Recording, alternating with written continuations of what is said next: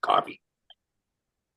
Hello, hello, everybody. Welcome to Ben's flight training. My name is Jennifer, and this is we're going to do flight bites with Ben Selle. He is our amazing flight trainer, um, knows the ins and outs of flights, and I cannot wait for what he has to show us today.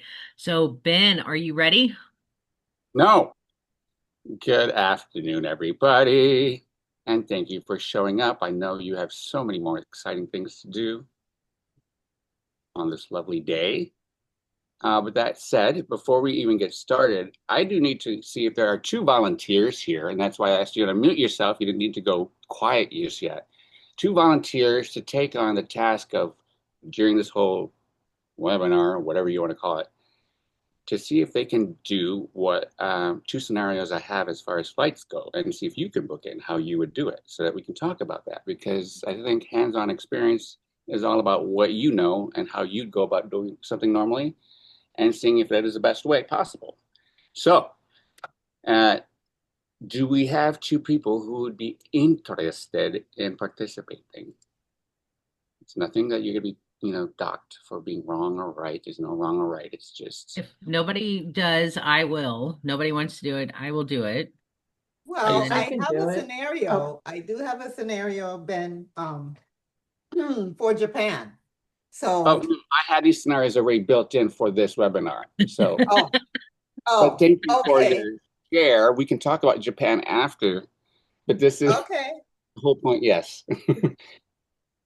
But you want to do it? You want to be one of them, Sharon? Sure, sure, sure. Okay, great. And then I need one more. Don't all jump up at this time because I know he's I so can do it. I'm still pretty new and don't know what I'm doing, but I perfect. can, Let's get a newbie because I want to see okay. how you fly high or take a skydive, deep nose. Great. Okay, Okay. so we'll keep you on the slightly easier one. Well, depending on how you look at it. So for Sharon, you are going to get this. And if I do this correctly, share my screen. Okay, wait, Jen, are you there? yeah, the green share. As I did that, it says multiple participants can share or advanced Yeah, share. you're co-host, so you should be able to share. Why is this so hard? Am I so dumb? You're But I not did, but it's not doing anything. the green share. Let me just make you host then. You have to pick the screen that you want, Ben. Oh, I do have it that I want, but, and And it's Then you got to open. hit share at the bottom. Oh, well, Click on the screen and then share at the bottom. there it is. then Thank you for your, good job, Cindy. yes, good job, Cindy. So Sharon, your situation or scenario is this. We have, that is not what you're supposed to see. It's supposed to be this little, do you see just this? Can Ted you and make it Holly? bigger? Ted and Holly. How do you make Yeah. it bigger? Because I'm expanding it to the whole screen. Oh, read it to her. So I need to read it? Well, yes, we'll read it together, but can you read it from your end, even if it's tiny on the screen? Yeah, I just have to zoom in, but I Okay. can Can read make it. it bigger by doing the view up at the View top left there. Go view and then zoom in, Ben. top left. View, zoom Yep, in. Zoom in. Oh, you're a there you go. genius. Well, I normally would have figured that one out, but so is this better? Oh, yes. I don't have to go like this. Well, this is testing everyone's eyesight because being a good travel agent needs to see stuff. So let's see how you can do with this. Ted and Holly, for their fifth anniversary, Ted wants to surprise his wife with a migration safari in Tanzania that Holly has been on. What? I worded this wrong. That has been on Holly's bucket list for years. And not to be a cheapskate, he would like to fly maybe business class while hoping to gain some more miles with the United Mileage Plus program or any affiliated partners. He would like to spend no more than 4K per ticket. Needs to be on the ground in Kilimanjaro at some point on Thursday, August 20th, 2026, with a return to Atlanta on Sunday, August 30th. Do you think it might be able to meet his high expectations, or is it just not possible? So you don't have to do this in a time frame of like 5 minutes. You have about 15 minutes, 20 minutes to see what you could come up with, if it's possible. But So does it I make just sense? need to work it on my own over here and then Yeah, share? just tell us what how just figure out a way to see what are the indicators here of what you're looking for. Obviously So these they are just, want business class from Atlanta to Kilimanjaro, leaving on, looks well, like any point that we'll get in there by the August 20th 20th of 2026. or 2026. So from Atlanta to And we're trying Kilimanjaro. on Sunday So the the 30th. first thing I would probably do is go to Google Flights and determine what are the options for routes. Okay. Well, so let's go ahead and have you do that separately and give you some time to look at that and see if you can even possibly come up with something remotely close to this. And if you can get it, you get a prize. Oh Are my you God. excited? All right. So The the next, pressure. you get pressure? Are you pressurized? You're not pressurized. Do you feel the pressure? Okay. So for you, I believe, Betsy, right? Yes. Yep. This is going to be your scenario. You got Aunt Mary. And don't worry, I'm going to blow the sucker up in a second. Now that I know how to zoom in. Thank you, Ken, so much for that participation. It's Aunt Mary. And this is all about what Shannon's family has jumped on for a last minute all inclusive vacation to Cancun this March. So, in a couple months, with various relatives joining in from numerous locations. Shannon's Aunt Mary, she hasn't seen in years, has expressed interest but hates to fly. She lives in Dublin, clearly, and they want to surprise her with a ticket, basically, for the dates of March 3rd through the 7th. And given her dislike for flying, they would like the fastest way possible with minimal stops in either coach or premium economy for maybe around 1,200. So, Betsy, do you think it's possible? How would you even start looking for this? Again, you Well, don't have to yeah. Well, it's just now. funny because the first place I look is Google Flights too, just because you can get an idea of what's out there. It's probably, not necessarily where I book from, but it's a Exactly. really good overview. Yeah. So Everyone has a choice for doing that. So take some time for you and Sharon, because we're going to come back to this, but at least get this out of the way. Does that make sense of the Oh, scenario? yep. Ben, Okay. I'm sorry, I need the dates again for mine. Can you go back? We can go back. Oh, look, there it is. The dates are August 20th through, 8, 20, well, 20. 2026 to August 30th. Doesn't seem like a long time going that far, but it is a far jaunt. It's only 10 days. And it's gonna take a day to get there. And in business class, no less. And it's business class. So let's see how Sharon. So do you want me to tell you what I see so far? Sure. Oh, you want to do that now? Or you need more time because have you looked at all the little nuances here of what you're seeing? Well, I see the airlines that fly from Atlanta to Kilimanjaro and the stops and the business class and the um, shared service. So from here, having talked to you a lot, I would probably then go to Centrav. Well, yeah, you could. That's why I want to give you a couple minutes to at least explore whatever sites, because there's several ways of doing this, and there's no wrong way, but there are Right. easier ways than others. So that's what we're going to discuss when we come back to it. If that makes any sense. Yep, it does. Okay. So you have the dates. You're good for the second I for at least. do. I have the date. Mm-hmm. All right. So coming back to this, I'm going to stop sharing for a second, just because now you guys just see me, I assume. Who was here at our first Ben Bites with lunch? What are we calling this? Flight Bites back in December. Was it December, Jen? Yes, it was right before the holidays, right before Christmas. yes, if you guys were a part of this back then, well, again, thank you for joining us. But I think what we really discussed then was just an introduction to a lot of the stuff going on and what I'm going to be talking about, but also updating everyone with the latest flights and so forth in the airline industry coming in 2026. We can share that document again if you don't have it, but it is some helpful bit because we do cover all the major airlines in the US, and where they're going, new routes for 2026. And since then, there's been a lot of updates and added flights. So I just want to take a moment to just discuss those so you guys have a little heads up what's going on. Right now, on the domestic front, and though it's not a big deal, it might be something to be aware of. Southwest is now flying again, nonstop between Tampa, Florida, and Los Angeles, LAX. This is a hiatus that they've had taken for about 6 years. But what that means for anyone living in Florida, you have another way to get to LA faster without stopping somewhere.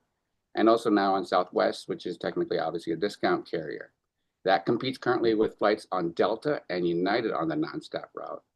So with competition, everything is great because then it means prices tend to go down.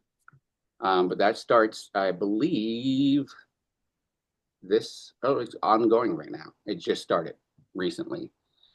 And so it's exciting for those of you who like Southwest. I don't know who does, but given their changes in their policy and how they do things lately, at least now you know how to get one place to the other, at least from Florida to LA faster, and one additional option for that. Also on the domestic front, though we have a lot of stuff with all the airlines.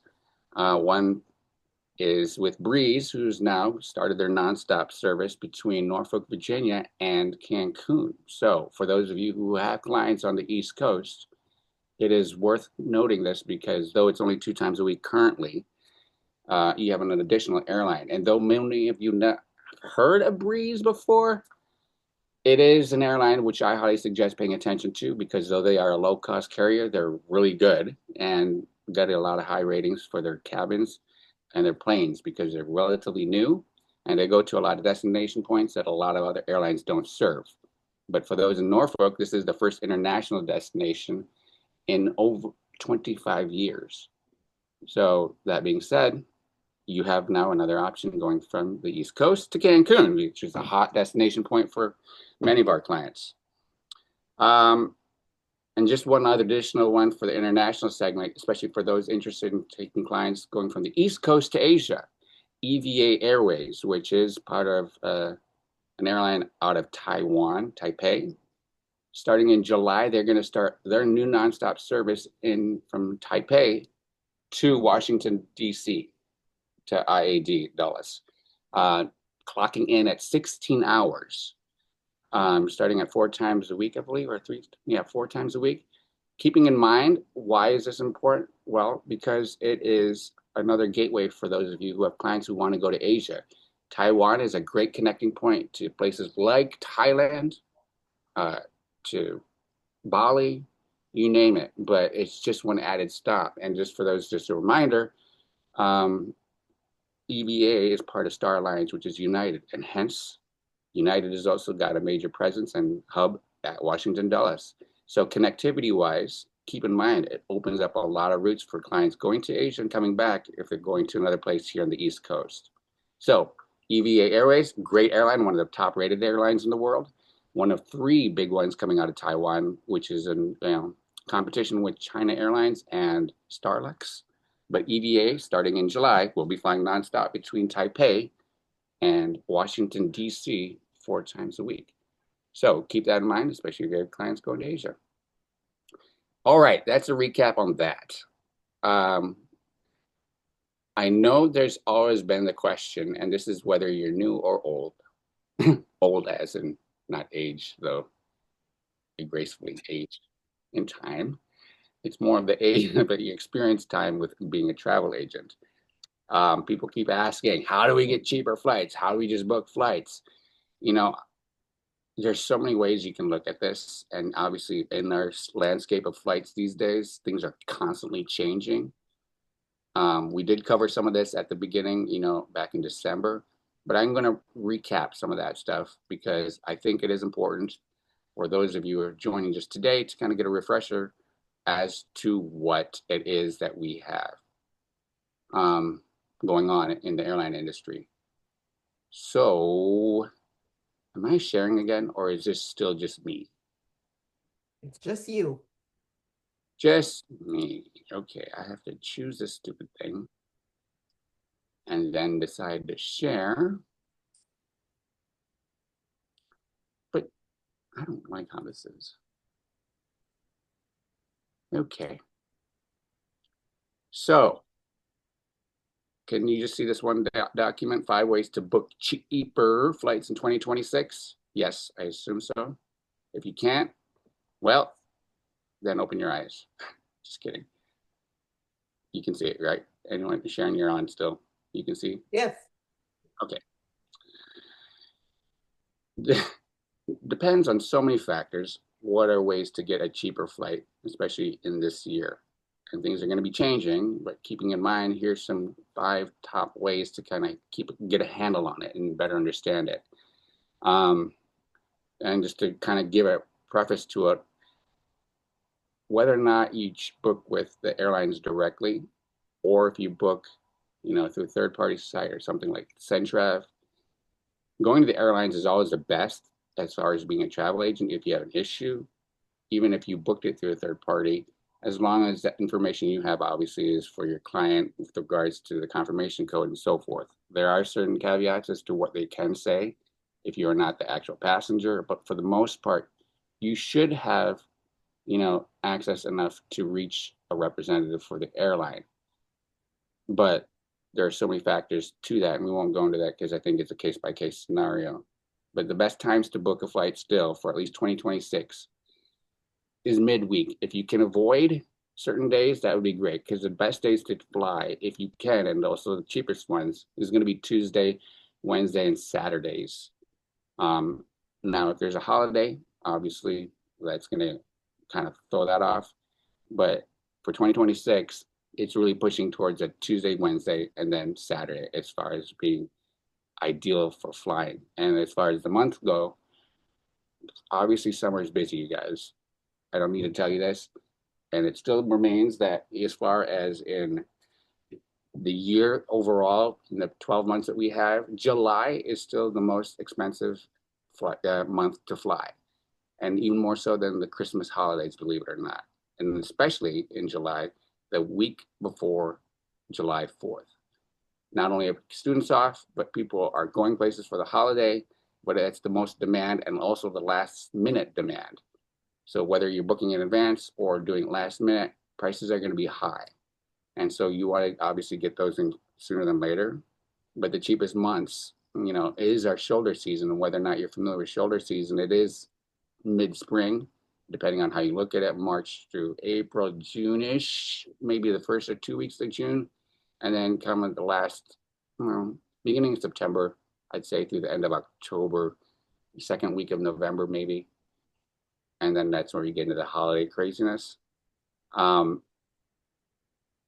yeah, when it's busy, those are pretty much it. So you don't have to go too far. But I guess the 5 ways to really kind of get a handle on this is to use flight comparison sites. A lot of you use Google flights, which is great. There are a numerous number of sites that you can go to kind of compare.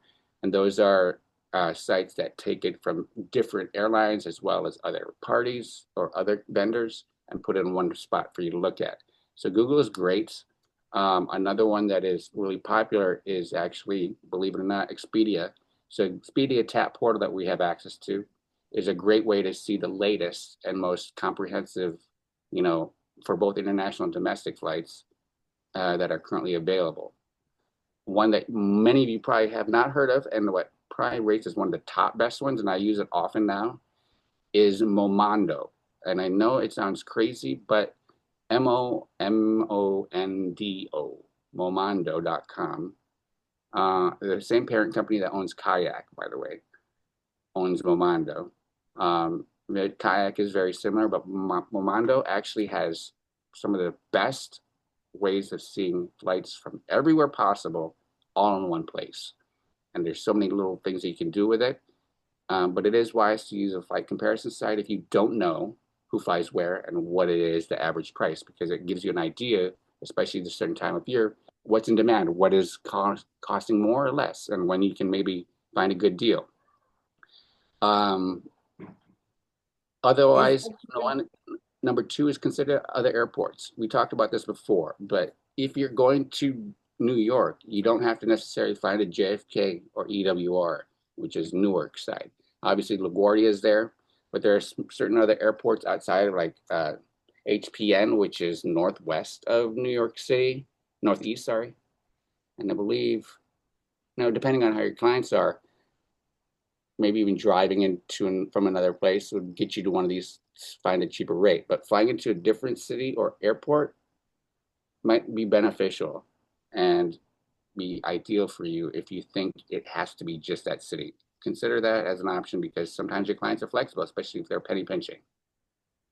Keep your dates flexible and strategize your time. Obviously, well, it's kind of a given. Obviously, most people tend to have specific dates they can travel, but if you can change their mind, it's probably going to be because of a price. And for whatever reason, some days it can be a difference of a couple hundred, if not more, if they just move it by a day. And like we said earlier, the best days of the week to fly are Tuesdays, Wednesdays, and Saturdays. So if you can get somebody from going back home on a Friday to a Saturday, that could definitely change things and make someone be all the more, agreeable to it, especially if it's kind of last minute. The fourth one, I guess, here is subscribe to flight deals and set price alerts. That is all subject to what you want to do, and especially if you're looking far out in advance. I don't think it's necessary to do this if you're trying to do last minute, because there's not going to be much difference. But you can set alerts on various sites like, what we just talked about. Google Flights, even Skyscanner. Obviously, Momondo has some great stuff on there. Expedia Tap even. But it's all about what you want to do and how much you're really trying to find, which is the price and obviously the destination point. Because you will get a lot of emails, whether it's you set it to text or emails or both or something else. It just gets annoying, especially if you're doing it far in advance and you start realizing, okay, that was a stupid idea.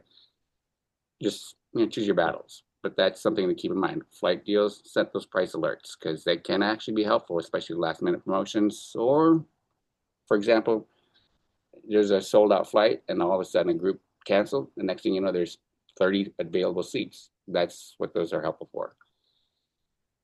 Now, taking the longer route, which is the fifth point here, may not be ideal, but it can save you a lot of money. And I think a lot of us have experienced, like, wow, I'm going a little bit around the way to get there, but at least I save a ton of money. So it's up to your client. Obviously, if it's the most direct and last minute route, it's going to be higher price. But you can do it if you're willing to even look at it on a multi stop as opposed to just a round trip. With that in mind, especially for domestic fares, if you see something like, I don't know, Chicago to LA on a round trip ticket being super expensive, consider doing it one ways, meaning one way from Chicago to LA, and then a one way going back from LA to Chicago. Knowing that obviously with Chicago, there's, maybe everyone knows Chicago O'Hare, major airport, home to both United and American. But then there's also Midway Airport, which primarily, a lot of airlines go there, but Southwest has a huge dominance over there. So there's another way to look at that. And then cohesively on LA side, we have so many airports. We have 5. We have LAX, we have Burbank, we have Santa Ana, we have, what is that place out? Rancho Cucamonga. Well, there's a bunch of airports you could fly into. So just keep in mind, it doesn't have to be the same airport. But with that being said, consider, taking the longer route if it is going to cost you, but it's just knowing where the airlines fly and how often, because you might find a good deal if it is something that's more important to your client than necessarily the time spent traveling. All right. So the key takeaways here on this, and this will be shared with you guys if you want it, is that you can find the cheapest flights by doing flight comparison sites like you mentioned. Again, some of these, including Skyscanner, Expedia, and Google Flights, including Momondo that I mentioned, are great ways to do that. And be flexible and consider other days of the week or nearby airports, because you'll find prices during these days, such as Tuesdays and Wednesdays. Consider subscribing to those flight deals and price alerts that you set. Again, just be mindful that if you set it, you're going to get a lot of crap as far as just texts or emails alerts. And then lastly, just if saving money is your priority, play the long game and opt for a longer flight or flights that have connections. Round trip non-stops are going to be the most expensive regardless of where you're flying and when you're flying. So if your flight times are flexible, when they have that flexibility option on one of these search engines, consider that, because that might save you a ton of money. And the last thing I want to point out is some of the comparison myths of, what we traditionally had and what's the 2026 realities. They used to say for the booking day, buy on Tuesday at midnight. Well, now it's buy anytime, but try to fly on Tuesdays or Wednesdays. Tuesday nights or late Monday nights, to early Tuesday morning, is one of the big days that airlines, especially in the US, tend to update and, pricing and routes and availability of seats. So during that time is a great time to look if you're wanting to kind of get an idea what's the latest, especially for last minute. But as far as in advance goes, right now we're still talking about the booking window being, yes, earlier than better. And though traditionally we would always look at international flights as being maybe a year, 11 months, it's actually now better to look at it between the up to 8 month or 6 to 8 month window prior to, as long as it's not a holiday. One other thing to point out is in incognito mode. For those of you familiar with your computers, if you're hiding your cookies, they'd say used to lower the price, meaning anything that you'd read a preset or looked at in search engines prior to what you're looking for would stay in your system. Now the reality is that prices are based on aggregate demand, not you and your searches and all that stuff. So it was an issue or something to keep in mind back in the day. When I say back in the day, in the last few years, but now it's really about when you're looking and for what. The booking window, obviously we mentioned earlier, the better, but it is, and for the domestic flights, I didn't cover that yet. It is 1 to 3, 4 months, but you choose your battles depending on where you're going in the demand as far as that route goes. Back in the day, lastly, we said always avoid layovers at all costs, but you know what? What you're going to find these days is if you're willing to do a layover, have your clients do so, you can actually save a ton. And booking certain things that you might not have ever thought of. And that's the whole point of why I have Sharon and Betsy kind of look at these things, because it's going to kind of see, they're seeing in reality what is available if they try certain options and different ways of booking, including the layovers or connections or number of flights. So that's in a nutshell, just some of the top 5 ways for 2026.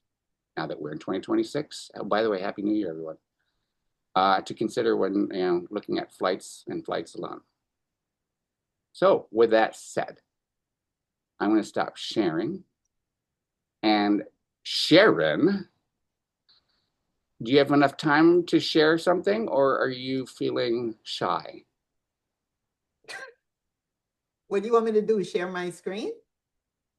Oh, yeah. How do we have her share the screen, Jen?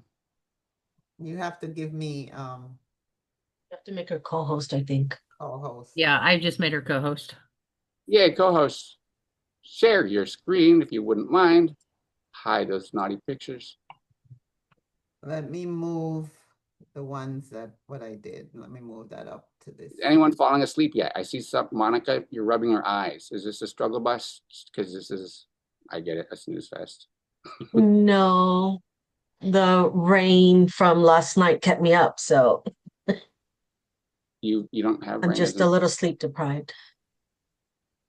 Doesn't it rain a lot in Hawaii? Yeah, but it was raining overnight a downpour and it woke me up and kept me up. Okay, so let's go start a GoFundMe, guys, for Monica Manini's sleep or lack of. Okay, let's see. Can you share, Sharon? Yeah, I'm getting my screens all situated And here. ducks in a So. row. Okay, while she's doing that, does anyone have any questions at the current point of what I've been jabbing about, going on and on and on? Because I know I can get a bit wordy and or confusing, and I apologize. But at least it's something that, oh, can you share your docs? Yes. I will put it in the chat for you. Well, anybody. And you're so welcome. That's what we're here for. Then share. I'm also going to share the doc from the last presentation, if I can find it.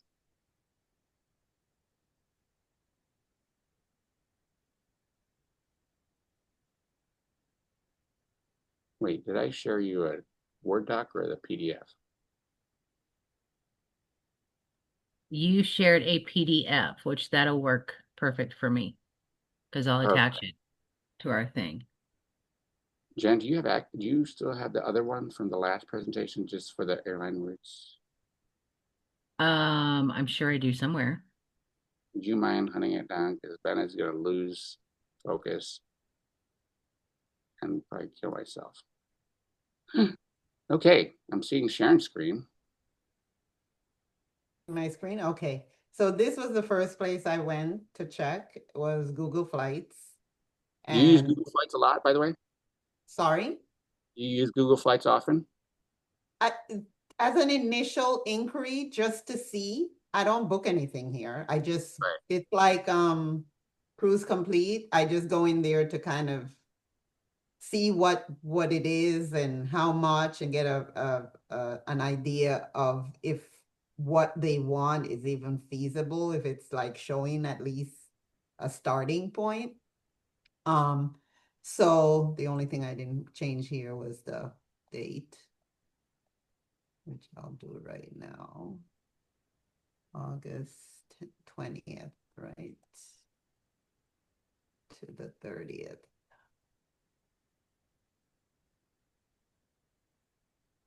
Ding, ding, So, ding. sorry, you wanted to say something? Oh, no, I'm just doing don't mind me. Just go ahead. Okay. So what stuck out to me for keeping in mind their budget of 4,000, the only one that came in under that for business class starting here is United with Ethiopian Airline. So I would probably focus on them. So from there, I did, as you were talking about Mumando, I did go in here also and put them in here just to see what showed up. And the same. Sharing It that showed, because that's exactly what I wanted people to see, something like Momondo, which probably never heard of, but now you get an idea what it looks like. right. So it kind of confirmed Ethiopian airline. I don't think I saw United, or I didn't go down far enough.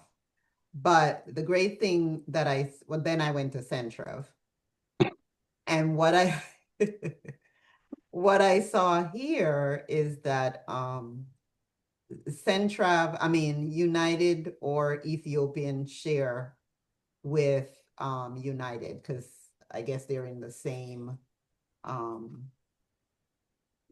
Star Alliance. They're in the same alliance.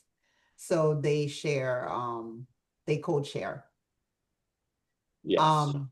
And then what I would tell them is, obviously, if they want to stay within their budget, then there's like two connections.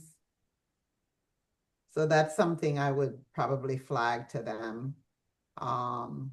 They would not get there until the 21st. And then coming back, they would probably have to leave on the 29th if they want to reach back to Atlanta by the 30th, because if I put in the 30th, they're coming back on the 31st. So would have to find out their flexibility. If it's must that they need to be back here on the 30th, then they need to leave there on the 29th. So yeah, so that's kind of where I narrowed in on at this point. I would probably go also to Ethiopian Airline and United and check what their prices are there. No, and this is exactly what I wanted people to see because you did a very comprehensive, you covered a few different sites to look at this. And keeping in mind those little points I've made on that, explanation, them wanting to at least gain some mileage. Because yes, Ethiopian Airlines is part of Star Alliance Group, which is also part of United. So there is a lot of options with that. Um, and given the dates I gave, those are the dates of, the 20th to the 30th. And like I mentioned, on or before they could travel. It is worth noting that, hey, there is an option. Because were you surprised, Sharon, that you found a price in business class, no less? Yes, I was surprised. Because the next option up was probably on Turkish, which is then jumps to like 6K per Yeah, person. yeah, it's here. It's down here somewhere. 13. So yeah, 6,700 per And can person. you show this right here as them leaving then still on the 20th from Atlanta? Put Yes. in, you do it with the same return date, but put in the 19th and see what pops up because obviously if you guys don't know where Tanzania is, it's far. And when I say far, it's a 13-hour flight, nonstop flight from Atlanta to Tanzania, meaning you're arriving the next day, obviously, no matter how you hack it. Mhm. Um, but it is probably the most direct way to get there. There isn't a nonstop into Tanzania, but this is a very efficient way of going. And Sharon, are you familiar with Ethiopian Airlines at all by chance? No, Well, I haven't booked anybody to Africa yet, so. well, for those of you who have or have not, future-wise, Ethiopian Airlines has been for the eighth year in a row touted as the best African airline carrier and also the best business class. So Oh, not only is it something reputable and part of Star Alliance, which should have to be, they also have some of the newest fleet, meaning some very brand new aircraft for those long, long haul flights. So it means very modern equipment. They get high ranks for their service in flight as well as on the ground in their lounges and so forth. So if you have clients going to Africa for that safari or whatever, consider Ethiopian Airlines because they are great. They have a huge network throughout Africa as well as across the globe. And in the US alone, they serve Washington, D.C. at Dulles. They serve Atlanta. They serve Chicago. They serve New York, both JFK and EWR. And then seasonally Boston. And then also in the North American sector is Toronto, Canada. Now that we're looking at the dates leaving on the 19th, what are we looking at here? it's just a one connection and the price is just about the same. So if you know, if they're flexible, which I guess I didn't read that part that they were flexible with the dates, but if they are flexible with the dates, then yeah, it's a better option for them to leave on the 19th and maybe come back Yes. a day before. And can you just pull that show more details screen a button on there on the first? Yeah. Oh, here. Yeah, just click that. Because now what this does, obviously, it shows more details. Um, for those of you who are looking at this thinking, oh, wow, there's this flight for under 4,000 and with, partner, you can get some miles. When you look at the connection time, everyone see that? It says 35 minutes, That's right? not Well, Oh, it's that's worth, cutting it tight. that's not good. Okay. now that is clear. It is a tight connection, especially going that far. One thing you got to keep in mind, though, and this is where your knowledge and also your understanding of how airlines and flights work. Going from west to east, which is going with the jet stream, tends to make those flights on average about an hour to an hour and a half, sometimes longer, earlier than normal. This is sold by Ethiopian Airlines. They even market this very flight segment on their site because they know that even though on paper it reads as, oh, that's a tight connection, it actually would probably be very doable considering that you would get in much earlier than as scheduled on that long haul portion. It says 14 and a half or 14 hours and 15 minutes from Atlanta to Addis Ababa, which by the way is the capital of Ethiopia. You would probably get there in about 12 hours on average if your plane takes off on time. And given that August is still in the summer months, it also means the jet stream is a lot less crazy in the sense of headwinds. Coming back, no matter what, it's going to be a lot of headwinds, but during the winter times is when the winds are stronger. So even going west to east would tend to be a little longer than normal. Now, whether you knew that or not, it's something that no matter where in the globe you are, it depends on the jet stream, but you're going pretty much straight across from the US to Africa. And though 14 hours, as it states here, is a long time, the likelihood of it being that long is very limited. So that 35-minute connection actually could be very doable.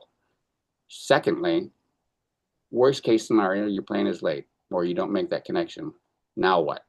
Well, are there other options? Yes. 6 hours after this one, there is another Ethiopian flight that they could get on into JRO. We're not going to go dig into that, but it's something worth noting because there's a backup. And that means your client can rest assured that worst case scenario, you just hang out in that nice lounge for 6 hours, get your head on straight, and then continue on. And I believe they just have a new lounge there at Addis Ababa that even has showers and stuff for their business class passengers. So Ben, like you know this stuff. How would we Right.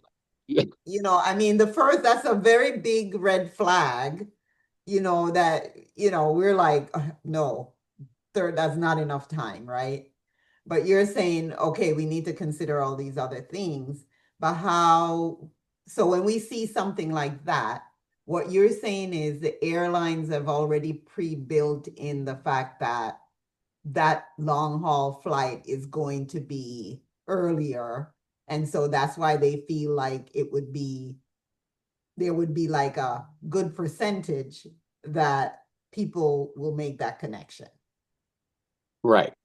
And there's always a chance of a if, what have you, but it is something that's worth noting because at least you have these options and to kind of go back to your client, also for yourself, because no matter what airline it is, it's always wise to go to the airline's website, see how that rolls, because if they're advertising it and marketing that very flight, that means they're confident that their passengers are going to make that connection. They will still flag it as a short time frame, but if they sell it, that means that they have full confidence that people are most likely gonna make it. So what about like that airport? Like we're not familiar with that airport. So is it like Atlanta where it could be like way on the other side of the world, or like how would you gauge that? Like if people even have enough time to get off board the plane and get to the other plane? It's a good question because that is a very real thing. And keep in mind, US airports are built very differently than other airlines in different countries because the US has so many different hubs. We also have feeder flights. We use a hub and spoke kind of idea as far as how that rolls out. They do that in other countries as well, including here in Addis Ababa. However, it's not so many small puddle jumpers and all these, connects. Yes, there's a bunch of those, but those are usually in a very separate terminal. And this means that the international segment, there are a lot of international flights, but the majority of them that are big planes or wide bodies are going to be with Ethiopian. Given that Ethiopian has, now that been touted as the eighth best, 8 years in a row, the best airline in Africa, would also mean that their airport has got their bank together, meaning that their connectivity is very sound, meaning that their whole ground crew and baggage handling, you don't get that rating unless you have all those boxes checked off. So it's a very efficient location. And whether or not you've been to Africa or Tanzania before, or I mean, sorry, in this case, Ethiopia, that should give you an indicator as to why you should book with confidence when choosing that airline. There are a lot of factors you won't know, but unless you do some research on the destination point, including the connection airports and that airline, that is something you got to keep in mind, especially when you're booking for some place that you're not familiar with. The whole point of this whole conversation is just to kind of give you that idea that, oh my gosh, I would not want to book that normally. But now that you know this other information, at least for you, Sharon, does that make you feel better about making this choice? Or will you still be like, eh? I'm a worry ward, so I have to I have to really, yes, but no, that's very good information. It's just means I need to do a little bit more research before I feel good about, or maybe just set expectation too with the client and let them know this is what it is. There is a chance that you may not make it, but there's this other um, connection right behind it or whatever. Well, Right. but they're not guaranteed a seat on that other flight. What if it's full? What if the other flight is full? You know what I mean? Then they'd be stuck there, right? That's a very good point. Remember, Yeah. one, they're business class. Two, they're on a very reputable airline that currently has got their stuff together. Meaning, worst case scenario, it'd be on the airline. If they miss that connection, it's not usually probably in this case because of the customer, it's because of the airline. Mm. Filipina is very good at, they even have their own hotel technically at Addis Ababa airport that they put people up because of whatever situation, because things do happen. But all that said, it is something that they will be the responsible for getting your clients to the end destination. Um, how fast is determined based on, like you said, based on availability.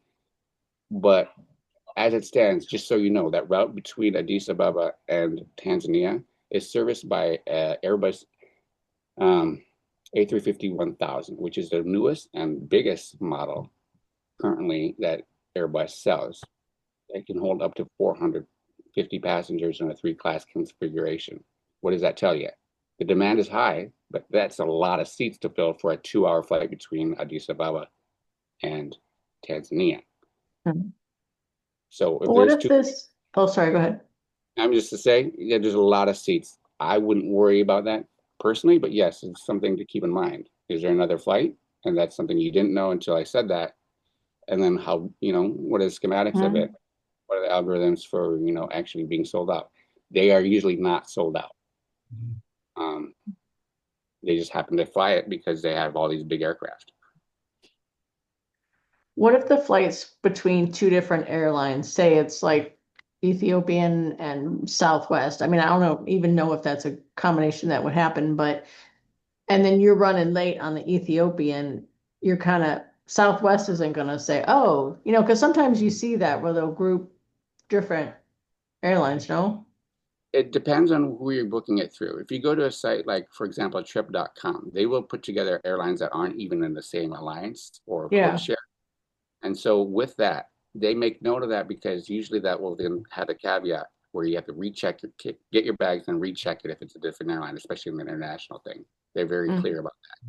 What that means is, yes, there are sold tickets that way, but it's something to keep in mind that when it comes to an issue with that airline, it is then on the airline specifically to handle the details if it is indeed their problem. It's not so much as why they sold it in the first place, because those sites like trip.com that would sell it but with a different airline knows that when there's an issue, they will be responsible first and foremost if it is indeed the airline's fault, either one. If it's the passengers, that's where it falls more so on them than the passenger. In the case of booking directly with the airline or with the site that just sells for that airline, it is something that that airline, in this case Ethiopian, would be responsible for handling, getting that person there, as long as it's not a disruption caused by that person. Yeah. Now So the So another flight question. back. Oh, sorry, go ahead. No, go ahead, Betsy. I was gonna say the inbound flight now, the connection time is also it's 30 minutes. So that's gonna be going the other direction. I mean, would you recommend that? Like, is it because well, so that's what I was going to bring up next, because if you okay. can, Sharon, to show more of the return on the inbound on the screen.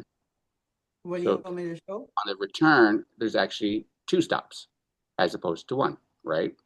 Mhm. So Yeah. now what we do know is if we can you guys all see the whole screen or at least those three flights? Yeah. Mhm. The outbound, yes, there is a tight connection per se because you go from Addis Hour. Ababa to FCO, which is Rome, Italy, and then on to Atlanta. And the reason that that is the case is because going from east to west takes longer.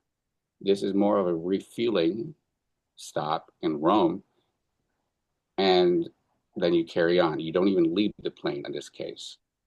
But the point here I want to try to make is so this is the case for most of their eastbound flights from Addis Ababa. What does that mean?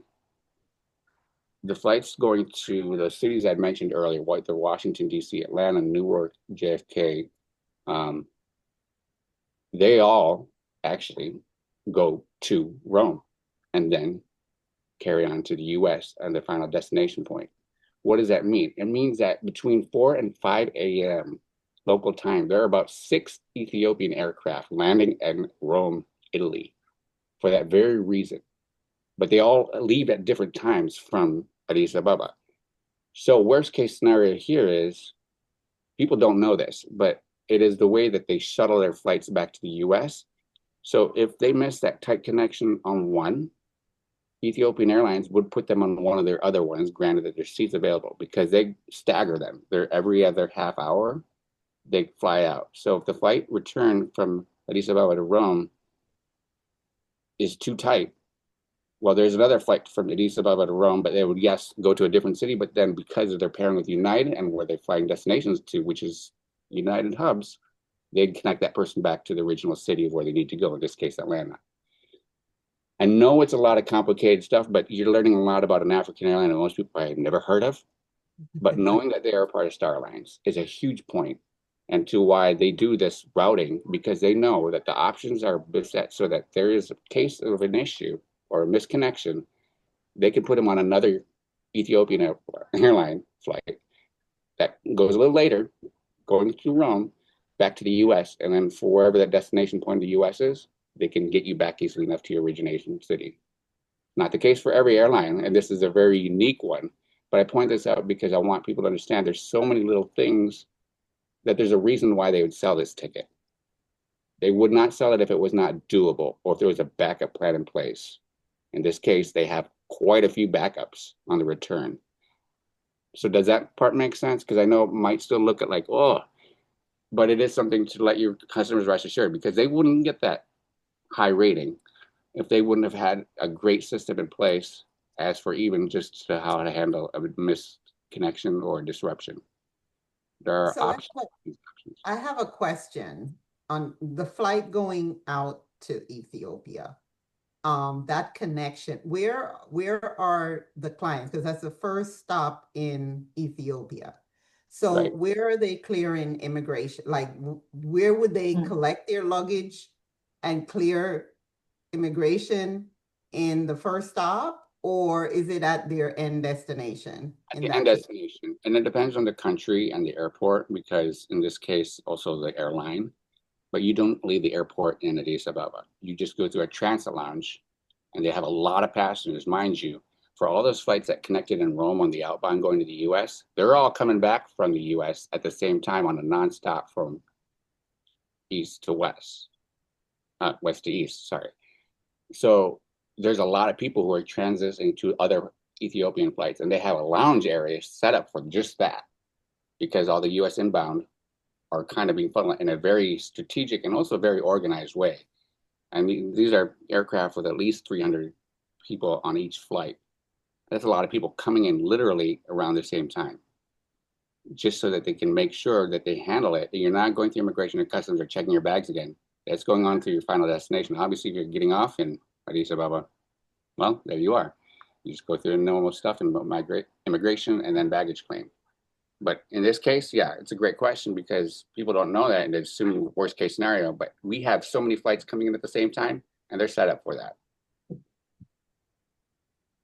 How can you tell looking at this that on that 30-minute connecting flight on the inbound that they're not getting off the plane? Or you just know that? No, the flight number, Yeah, right? well, their flight number and Oh, aircraft size. So look at that. It's a Boeing 787-8 on the inbound from Atlanta to Addis Ababa, and then you switch to the A350, Right.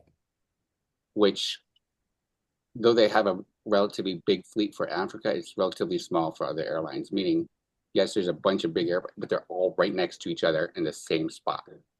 And they have a brand new whole terminal for this. And again, it's such a, they strategically did this because they knew what their clients were going to be doing, and they needed to have an efficient way of getting people around, especially on these long hauls, so they don't have to deal with too much. In this case, other airlines in some other countries, even though they might be having a great rating, I wouldn't trust the system. But Ethiopian, again, because of what they're rated it for, has a very great system in place, and that is something you need to kind of establish with your client as to why they should consider this if they're trying to save money, but also want the fastest way to get to their destination in Africa. I know there's a lot there, but I just threw on you guys a lot of knowledge about why and how I look at things, but it's also based on what you want to know and what you're trying to get for your client. You can So find that, cheap ways, but then it's probably not going to be in business, and it's probably going to take you a little longer. do you want me to stop sharing so you can look at the other one real quick? Yeah. So as long as we're, that's this scenario, and I think it's important people just kind of get a good scope of how to go somewhere as far as Africa that you might not have thought of, but might need to know in the future, and also introduce you to a new airline to consider. So So is there Betsy, anything else I should have done oh differently? no, you did it perfectly. You checked out a bunch of sites, including flight comparison one like Momondo, but also went to something that we have already established like Centrav. Again, keeping in mind that Centrav is a consolidator, so they're only going to show certain ones. But the fact that they show this, and it means obviously they have a contract with Ethiopia, but they market this. It is one of the cheaper ways to get to Africa that people would never have thought of. But also like, whoa, and their business class is nice. Plus, you know, for those who travel anywhere far, it's minimal compared to some other stops and going through major airport headaches in Europe, especially for a connection, which could very well be more of a headache for a connection that's even longer. Here in Addis Ababa, you don't have that craziness. So thank you, Sharon, for the lovely Sharon. And you will get a Thank you. $25 gift card to your fast food joint choice preference at the end of this. So stay tuned. Now, Betsy, what do you got? all right. Do you see do I share the right screen? Wait a Which, Momondo. okay, yeah. So actually where I started, I stopped doing it because I was trying to pay attention to Sharon, so I got most of it, but so I started on Google Flights, and there is a non-stop because you said they wanted the least amount of flight stops, but it's more than what they were hoping to spend, so that's not good because I think you said they wanted to spend like 1,200. Yeah, so that Which, wasn't a real good option. Can you see okay? yeah, but what class do you have this one? And this is just I think this is just economy, right? You Economy, click that yeah. down arrow, yeah, on the far right. See what it shows. Economy. Okay. Yeah, it's on Aer Lingus, right? Mhm. So I think it's just economy. But so then I went, well, and I looked at Expedia. It shows the exact same flight because I have booked a couple flights through Expedia. Well, then I looked at the Momondo that you'd mentioned, and it looks like they have this same flight for 1,100. So I was just at the point where I was like, wait a minute, am I really searching the same thing? You know what I mean? Am I getting my search the same? And then I started paying attention to Sharon. So that's as far as I got. So sorry I didn't finish Well, my this is homework, but exactly what I wanted you to see because who would have thought, for starters, that there would be a nonstop period from Dublin to Cancun? yeah, I was Relative surprised. service, and they started doing this, and they only fly it this time of year through, I believe, April, uh, 3 times a week. Now, whether you knew this or not, obviously you can search different places and find the first thing you saw was the most expensive, which is Google Flights. Personally, my thoughts on Google Flights, they're great for the comprehensive overview of what's available. As far as price and the most updated stuff, not so great. And in this case, after going to Momondo, well, look at this. And what does this mean? What does this tell you? Well, it depends on the site and what they have as far as access to whether it's a published fare, NDC, which is new distribution channel, or something else. In this case, the NDC, which is a new distribution channel, what they want people to, the airlines are, they're changing in the industry is just that point exactly. Because this price, if you go to airlingus.com, is one of their promotional fares. But not every site's going to list a promotional fare because it's not listed under the NDC or the latest published fare rate that a lot of sites don't always have current access to. The fact that you went to 3 different ones and they showed 3 different prices tells you one thing. One, yes, the price is definitely doable for that range. And 2, it's nonstop, believe it or not. And on the actual dates, 3 that you wanted. Because again, I said they fly 3 days a week, but I specifically chose the dates so you could find it that being a round trip nonstop. This would be ideal for anyone who in this situation is looking for something that is exactly that, minimal stops, fastest way, and within budget. And though most of us probably would have thought you'd have to connect somewhere, the connection options are what? Are those more expensive or less? With more connections. So if I take off the nonstop. There are cheaper ones, but they're probably longer, like that one right there. Wow, 25 hours. Oof. That should go for how long is it nonstop? The nonstop was pretty good. It was only was 10 hours. 11 hours there, 9 hours back. Which that's going pretty far, right? From Dublin down to Cancun. That's gonna be a long flight. Yeah. The longest route with Aer Lingus, which is, by the way, the national carrier for Ireland, is between Dublin and LAX. And this is just shy of that as far as distance time-wise. But keeping in mind, obviously, Cancun is a busy airport for those of you who've been to Cancun. It's not a hub airport, meaning it's just a bunch of different airlines coming in hot, messy. And here you have a big jet because this is a wide body that they use for this. But it's something that, as far as being on time and delayed, it's minimal if best, because it's not like it's a high traffic zone for Ireland going to, but also no matter what, you're still probably going to make up time in the air, granted that you leave on time. And though it's not exactly west to east or east to west, you kind of go more northwest, northeast to north or southwest direction. Depending on the time of year, you're getting back into the summer months where it's less turbulent, meaning that you're moving faster. The point there is a nonstop available. You can find these minimal flights if you're willing to be a little flexible with the dates and within reason as far as budget, because most people would not even consider that there would be a nonstop option, but there is.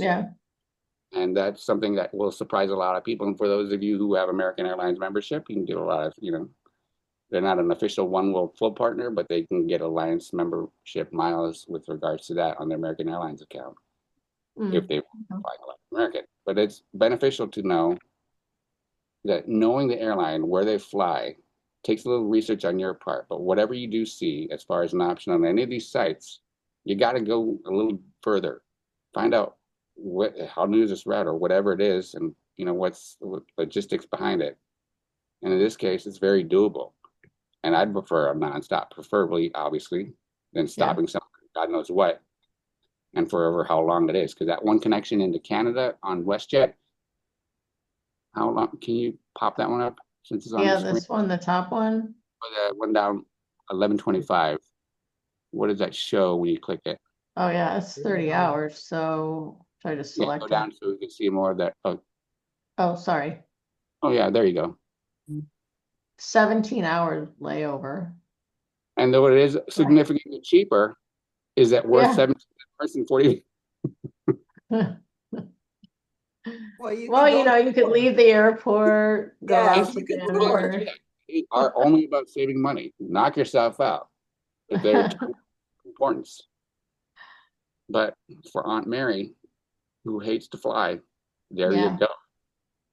Well, and that's another thing. If she hates to fly, she probably doesn't want to have to get on another plane, take off again, land again. Yeah. And then 15 hours somewhere. Ooh, you try to Yeah, explain her mood when she gets to the destination right. Making with sure that. she gets back to the flight. Yeah. So do you That's a ever deal though, book I from? think. Oh, sorry, go ahead. No, I was just asking, do you ever book from this site or you just use it as for research? I use it as research too, because this is Momondo. What they do is they go to suppliers and websites directly to the airline all in one, as opposed to some that just pinpoint, and they also do kind of an AI thing. AI is great, and it's a kind of keep in mind. A lot of people can say, "Oh, I went to ChatGPT or Google AI this trip." Just keep in mind, those are just biting from the lowest what they see as a published fare, as opposed to going to the airline's website on a promotional or discounted fare that is available in real time. Meaning, yes, it is doable, but the reality is you're not getting the most updated and current information. And something like Momondo, which is rated as one of the best in the world as far as putting everything together, way better than even Google, in my opinion, can put you in the most realistic point as to what is available for price as well as distance and all the other details, whether bags are included and this and that. And it's helpful to know that as confusing as this is, sites like these are made to make it easier so you can see it all in one place. And as a travel advisor, this is a great way for you to get familiar with a lot of lingo, but let alone airlines, airports, and then all the details in between as far as what your clients are looking for. Extra legroom, more bags, this and that, kids and whatever. There's so many things here that even just your normal search on Expedia won't show, but that's Mm. up to you. And it really Well, and comes down to what would you're you willing. just click on this then and book it through Aer Lingus? You can do that, or you can go to the websites directly, but they make it easy enough for you so you have these options in front of you, or even set price alerts here too. But Mm. there's so many things that a lot of us don't pay attention to because what we're looking for, the destination and price. Well, there's a lot of in betweens that no matter what, especially on package vacation stuff like VAX, it's not clear what you're going to get. The best way to understand that fair price as far as what that is to see whatever is on VAX in the package and price comparison on something like Momondo for just the flight portion. See what's Mm. included because that will dictate, class E or letter grade or whatever it is. Yeah. That's saver flight. That's what's not likely being shown on most sites. It's the basic stuff that normally would publish fares that would be. And that's why, unless you're doing your research, just because you're doing a one stop and shop means you probably haven't done all your homework yet. Yeah. It, Okay. you know, you do need to take a little time, but it's worth it because you become a little more familiar with this stuff. And you start realizing I need to search one more place just to make sure, not Yeah. just the vendors that we have preferred supplier relationships with. Do your homework because the more you know, the more confidence your clients are going to have with you and like you more for doing stuff that they thought they could do on their own. Squash that really quick by doing something Yeah. like this, which may, like I said, take a little more time. But oh my gosh, it's yeah, Mary. I was just seeing your note. Yeah, Toronto is like a second vacation. Wait, Toronto wasn't it Calgary? No, it is Toronto. Wait, how many stops? Toronto. It is. I think that's even a different airline. I didn't know they do that route between Toronto. Thought it was all in Calgary. Either way, or not, whether it's Toronto, Calgary, or anywhere else, anything like that long, yeah, it's you might as well just kill yourself. No, no, no, sorry, that's the wrong word. I meant to say consider why you're doing this, not taking up the tuba instead. You need destination travels. How may I help you? Exactly. Oh, was that a question, Sandra? Hello? Oh, Yes, I have a question. I thought you were talking to a client for a second. I was like, oh my gosh. Oh, I'm off. But I do have a question. My question is I do a lot of group trips. And what is the best route you think I should use in doing group trips? When you say group trips, are we talking how many people? 30 plus. Okay. Oh, well. 30 So plus. And so 30, I just got through let me tell you, I just got through booking some trips to Bali, and it was a massive headache because I had no clue exactly really what I was doing. But I went to cultural holidays, and they were supposed to have been helping me with flights. In the end, they decided to do that. But in the meantime, I still went ahead and did my own homework, did my own research, and went through a lot of places. Like, for example, American Airlines says that they do that. So I called American, called their group department, then they'll send you somewhere else, like to Qatar. Call Qatar, and then they'll send you somewhere else. And I went around to I don't know how many different airlines, but I think I got a decent rate and probably not the best flight pattern, but I'm going to be on that trip as well. It was the best one for me, I thought, because I just did not want to sit in the airport for like 10 to 11 hours. So I chose a route that we kind of got on, got off, got on, got off, and then we were there. But um, I think we talked about this thing we before, right? did, yeah, The but whole I did not do the Singapore part of it at all. I just did, actually end up being from Atlanta to Bali. And so, but I'm getting ready to start another group trip to Dubai. So, in doing that, what do you recommend is the best option to go when you're doing groups? Because now my Bali trip, some have dropped off, but I probably would end up with about like 50 people. Okay. So just to kind of nip the whole, how do you go about doing that for groups when Uh-huh. it's large? You started just canvassing airlines. You went to American and they sent you to Qatar, Qatar, which uh-huh. they're part of one world, which Qatar and American are. And that's why they would market a Qatar flight, but then they would have to, for groups, specifically send you to that actual airline that you'd be flying with. And Right. that's the whole thing. Knowing who flies where is one thing. But just because they say they fly there doesn't mean it's actually their flight.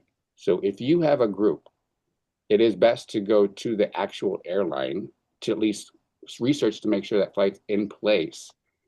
But a lot of that headache can be taken off your shoulders if you go to someone like I have a group going of 30 people giving me a headache separately to Europe from San Diego in June. And I went Mm-hmm. downtown travel in their groups department for that. But I also working with a Centrav's group department for a separate group. So if you know the airline that fly to that destination and not the code share necessary, but the actual airline and aircraft, Mm-hmm. that's good. Consider either if it's foreign carrier, it's wise to go at least with, someone like Centrav or downtown. If it's a domestic carrier, you can do it yourself and it allows you to have a little more flexibility with changes. But either way, unless you're familiar with where the airlines fly, and their groups options, because yes, they technically all would take groups, but having a good dedicated groups department specifically that could answer you in English and in the real time is important because things will change and things will happen. But if you're going with Qatar, yes, they have offices here in the US and they're a very great airline. You're going the long way route because that would take you from wherever on the East Coast to Doha to then Asia to get to Bali. And though it's possible, it limits you to the amount of options for backup should something happen. Um, Okay. which airline are you going with now?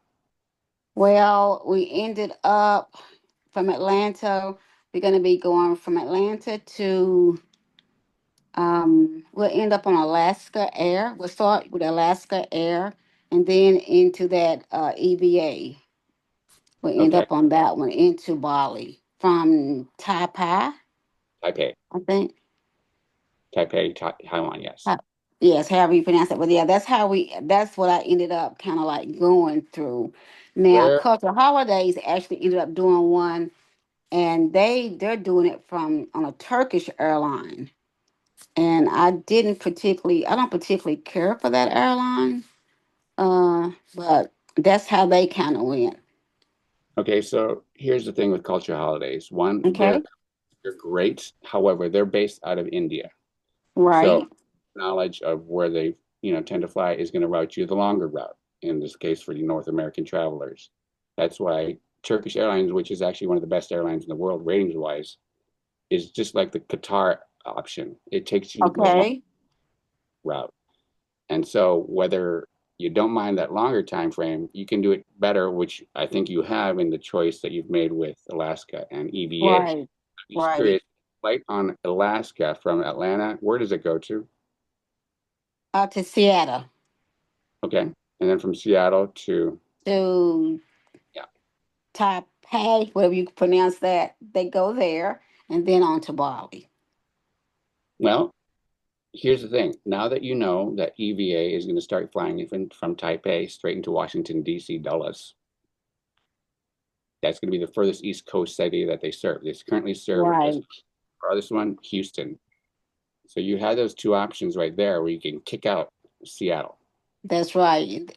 Then go from, well, I got some people coming in from DC that just joined my group on Monday. So if that starts in July, they could possibly wait to get tickets and then leave from Dallas on to.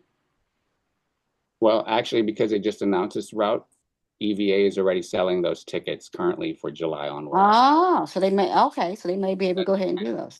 So what we're all learning here is, yes, the airline routes and the latest updates are great because keeping in mind, going to a place like Dulles, which is a hub for United Airlines, which is part of Star Alliance, which is both of them, you have a lot of connection options from both into and out of the US, going into Okay. Asia, and that will save you a lot of time and one less stop.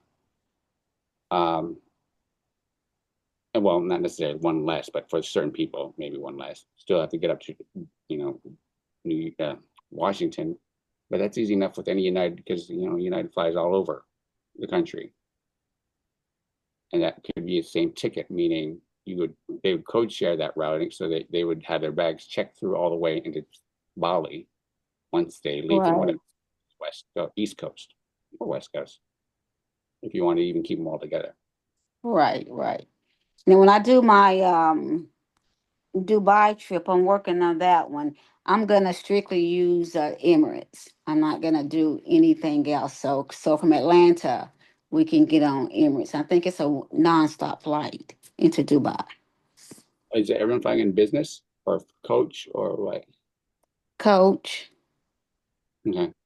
Well, just so you know, Atlanta being a Delta hub, they do fly into Dubai, but from JFK, I believe. Meaning with one stop, you would probably see a significant cheaper rate option. That's not a bad connection considering that it's a very organized program over at JFK. But So you're something to, saying from Atlanta to JFK? yeah, well, if you look, there's probably, it's not every day, but I think they do the nonstop from JFK to Dubai.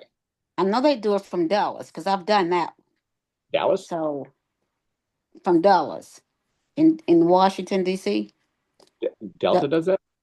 no, Emirates. Oh, right. Yeah, they go to a lot Emirates. of places in the US. So I But know they'll fly from Dallas to straight to Dubai, with nonstop. But from oh, Atlanta, I'm not really sure. They may, like you say, go to JFK, then on to well, Dubai. Emirates does do it nonstop into Atlanta. However, what I was saying is if you're looking for a cheaper rate option and are open Uh-huh. to consider flying and keeping it in Delta because Delta's hub is right there in Atlanta. And then you just have that one stop at JFK to continue onwards on a Delta flight. But it doesn't have to be that. Okay. It's to consider. And also keep in mind, Delta is partners with in the Sky Team Alliance, both Air France and KLM, amongst others, meaning you can find a flight code shared as Delta, but operated by KLM or Air France, either through Charles de Gaulle in Paris or um, Schiphol in Amsterdam, which is a very efficient and also a lot less, probably cheaper option in a lot of ways. But that's up to you. Okay. Choose your battles because the code share options and knowing who the airlines each is a very helpful way of looking at this. Um, but you have some things to do, but to consider. I Yeah, would I just like, now learned about downtown. I didn't know, I didn't even realize downtown. I could have gone to downtown travel to see all of that until last night. I was on another call and I thought, well, that probably would have saved me hours of time if I had known that initially. I didn't know that.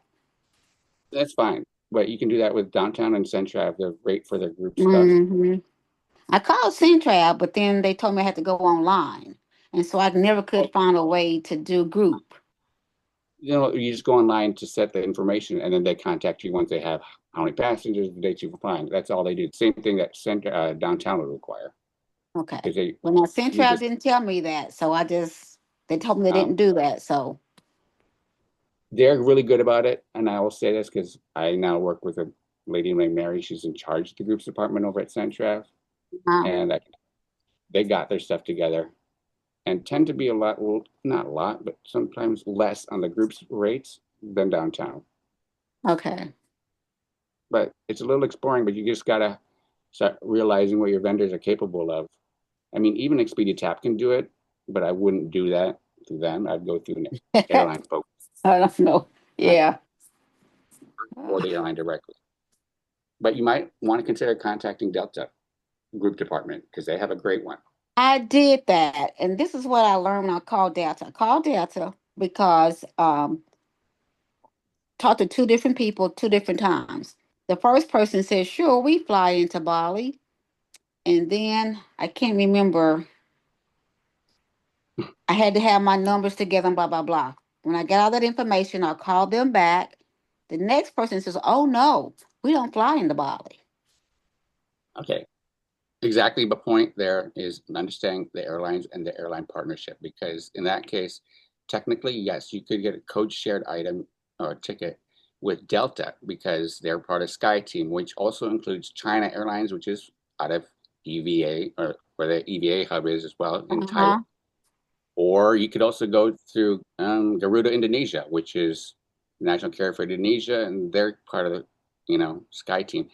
My point there is not, or Korean Airlines. That's another one too. It's just knowing who actually flies there because Delta is going to say that, yeah, we fly there. That first one was not totally incorrect, but what they didn't specify was the actual airline, meaning for groups, who's handling that actual through ticket.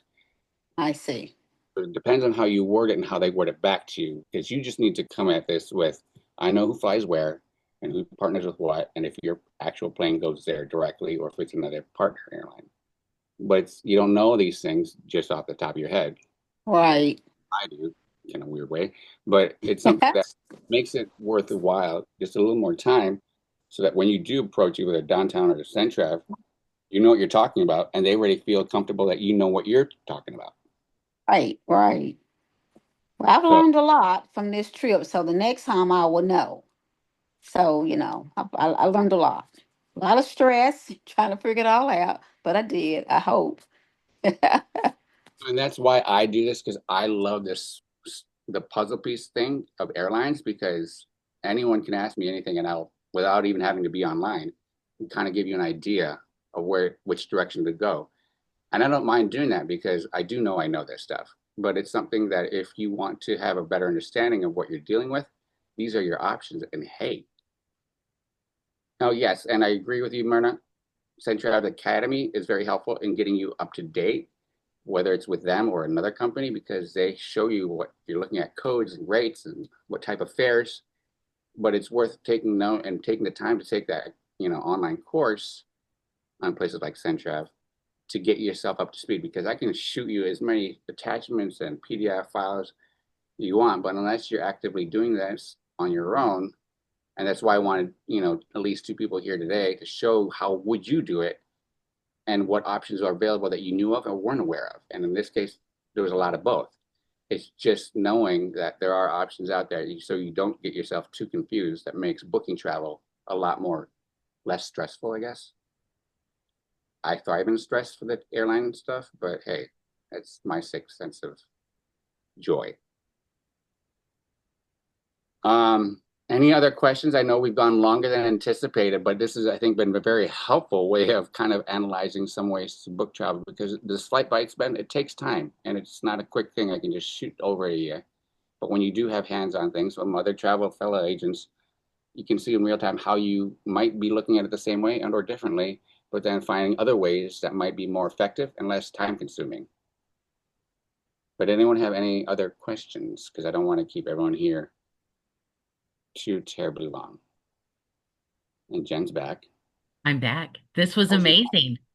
oh, would you pay attention or were you like, No, I was not. No, this was amazing. Thank you so much. This is going to be recorded and I'm going to upload it to my YouTube and then we'll also put it in the back office, or I'm sorry, in our team training website under Ben's whole section of flights. Thank So, you. all Thank you right. are you. welcome. And I do hope this was somewhat, and by all means, you can ask me questions directly if you're still confused about something. You both, Sharon and Betsy, I just need your emails and your choice of fast food places you both get for your participation today, a $25 gift Oh, you card. were serious? I'm dead serious. Oh, Oh, wow. Yes. Awesome. You Bites said with just